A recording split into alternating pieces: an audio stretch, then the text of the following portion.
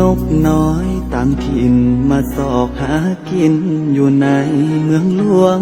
จากพี่น้องคนพักเคยควงมาอยู่เมืองหลวงแดนไกลตั้งใจไว้ว่าจะกลับบ้านนาเมื่อสุขสบายลาจากบ้านแทบน้ำตาไหลก้าวไปเพื่อหางานทำตากแดดหน้าดำตะเวนคอยคำจึงได้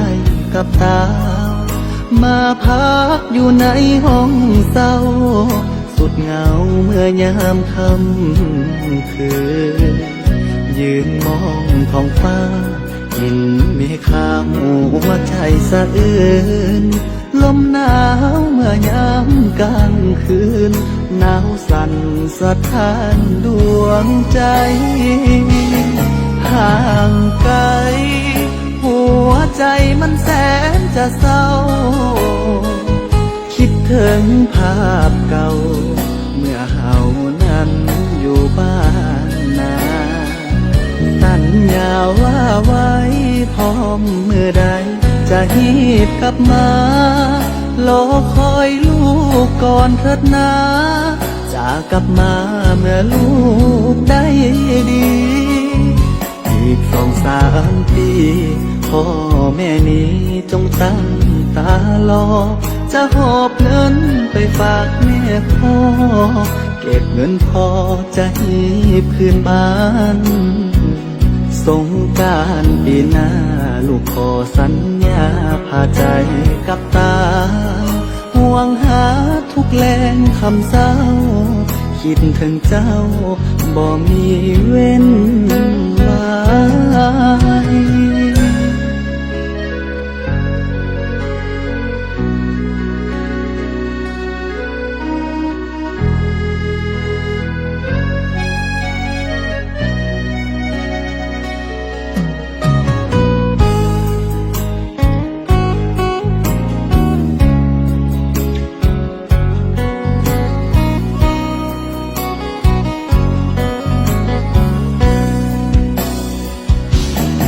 ห่างไกลหัวใจมันแสนจะเศร้าคิดถึงภาพเก่าเมื่อเฮานั้นอยู่บ้านนาสัญญาว่าไว้พร้อมเมื่อใดจะฮีบกลับมารอคอยลูกก่อนเถิดนา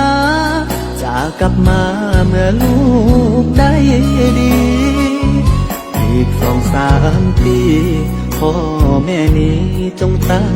ตารอจะหอบเงินไปฝากแม่พ่อเก็บเงินพอจะฮีบคืนบ้านสงกรานต์ปีหน้าลูกขอสัญญาพาใจกับตาห่วงหาทุกแรงคำเศร้าคิดถึงเจ้าบ่มีเว้นไว้